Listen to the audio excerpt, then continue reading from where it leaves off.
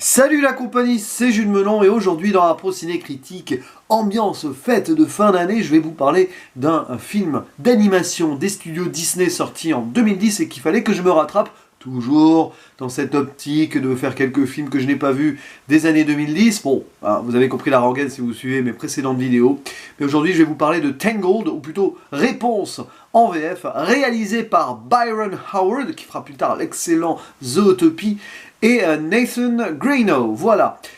Donc, je l'ai vu en VF, tiens, je préfère préciser, parce que les Disney comme ça, j'aime bien me les faire en VF, d'autant plus que là, le casting français était intéressant. On retrouve Romain Duris dans le rôle donc de Flynn Rider, le narrateur aussi au début du film, et Isabelle Adjani qui fait la voix de la méchante mère Gothel. Puisque, en fait, ce film, c'est l'histoire d'une princesse qui s'appelle Réponse, qui, quand elle était petite, s'est faite kidnapper par une vieille dame, donc la mère Gothel, parce que sa chevelure d'or lui permettait de rester jeune éternellement. La jeune Réponse étant née, on va dire, grâce à une plante venue du soleil, je ne vais pas en dire plus, mais bon, enfin, parce que c'est pas facile à expliquer, qui a soigné sa mère alors qu'elle était enceinte d'elle. Voilà. Et du coup, grâce à la chevelure sans fin de la jeune Réponse, cette vieille mère Gothel peut rester, on va dire, une jeune dame, et elle l'enferme dans une sorte de prison dorée pendant au moins 18 ans, puisque le film se déroule qu'en Réponse à 18 ans, environ, je crois, et en lui faisant croire que le monde extérieur n'est pas fait pour elle et tout simplement pour se la garder pour elle et rester jeune avec cette avidité et tout.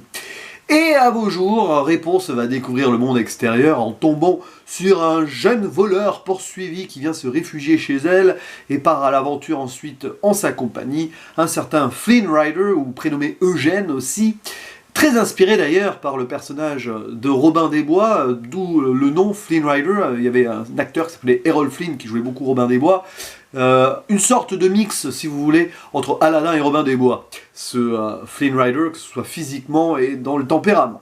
Et voilà, ainsi nous allons suivre le début de la vraie vie de la jeune Réponse qui découvre donc les merveilles et les aventures et les dangers d'un monde qu'elle ne suspectait pas d'une manière ou d'une autre. Et évidemment, c'est un conte de fées, c'est une histoire de princesse, avec une histoire d'amour qui va se développer, mais, avec ce Réponse, Disney avait décidé à l'époque de moderniser le genre, et l'a fait vraiment bien, hein, honnêtement. Alors, c'est pas mon style vraiment de Disney. Moi, les contes de fées, princesses, bon, j'en ai vu quand j'étais petit, mais j'ai jamais gardé un énorme souvenir des Blanche-Neige. Je crois que Blanche-Neige, c'est celui que je préfère, je pense.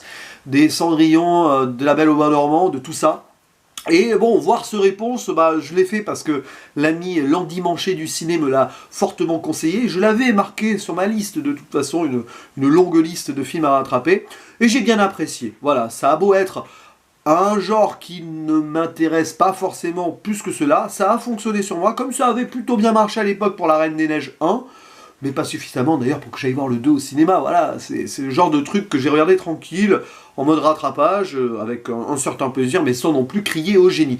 Mais là, il faut l'avouer, c'est vraiment bien fait, l'animation est moderne, juste ce qu'il faut, hein, une sorte de 3D quand même. Évidemment, on est loin du concept de l'animation d'antan, mais ça passe.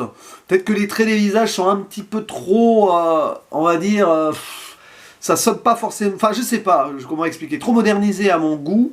Mais une fois que tu as passé outre ce petit système-là, ce petit, voilà, cet effet-là, tu profites parfaitement d'un film qui est très codé quand même Disney. Ça a beau moderniser le genre, ça reste très classique, que ce soit dans le scénario, dans les gags, et donc dans sa conclusion d'une certaine manière, mais c'est plutôt cool. Les chansons sont sympas. Alors, je suis pas non plus fan des chansons dans les Disney. Là, ça passe. Là, il y a la chanson dans le bar, à un moment, qui parle de rêve et tout, qui est sympathique, avec une belle chorégraphie, avec ces voleurs, ces bandits de grand chemin, qui apparaissent comme une certaine menace pour le nouveau duo aventureux qui essaye de s'échapper. Alors, c'est assez amusant parce que ce film a un écho intéressant. Vous avez le voleur qui essaye de s'échapper du royaume et Réponse qui, elle, va devoir s'y rapprocher parce que elle va y découvrir ses origines d'une manière ou d'une autre. Elle qui rêve de voir l'extérieur et de voir les étoiles avec ses lanternes qui volent dans le ciel et qui représentent son existence à elle d'une certaine manière. Elle qui est liée à la lumière. Oh là là, c'est beau. Et évidemment, ce film, modernisé tel qu'il est, parle de l'émancipation de la femme aussi. Il y a un côté féministe qui est plutôt bien géré parce qu'il n'est pas, voilà, on vous le balance pas comme ça.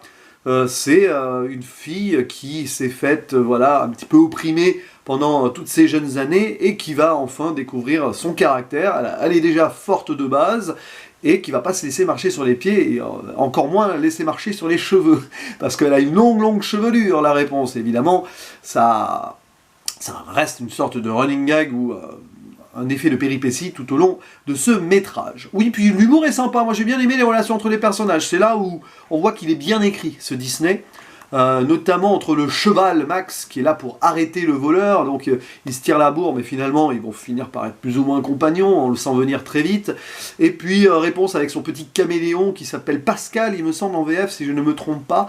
Oui, la mémoire des noms, là, je vous avoue, bon, on va dire que ça s'appelle Pascal, je pense que c'est ça. C'est assez mignon, hein, voilà. Et puis visuellement aussi, c'est cool, quoi. Bon, l'animation, j'en ai parlé, mais il y a des scènes assez sympas, notamment celle sur ce lac, là, où ils sont en bateau.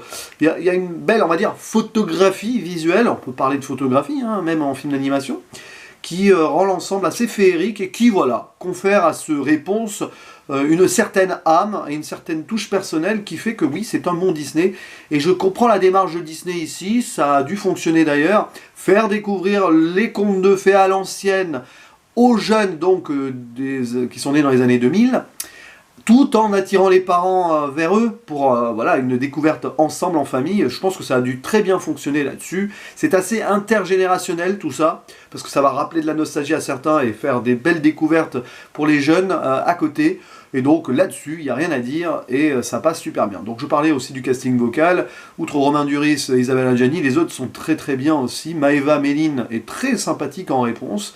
Voilà, et puis les chanteurs et chanteuses que nous entendons sont cool également. Voilà, rien à dire de mal hein, de ce film, loin de là. J'ai mis un bon 7 sur 10 sur Sens Critique parce qu'objectivement, c'est vraiment réussi. Personnellement, j'ai bien apprécié, sans plus, mais j'ai passé un bon moment, petit moment sympathique à l'approche des fêtes face au visionnage de ce réponse, de ce Tangled en VO. Voilà, je vous dis donc à la prochaine.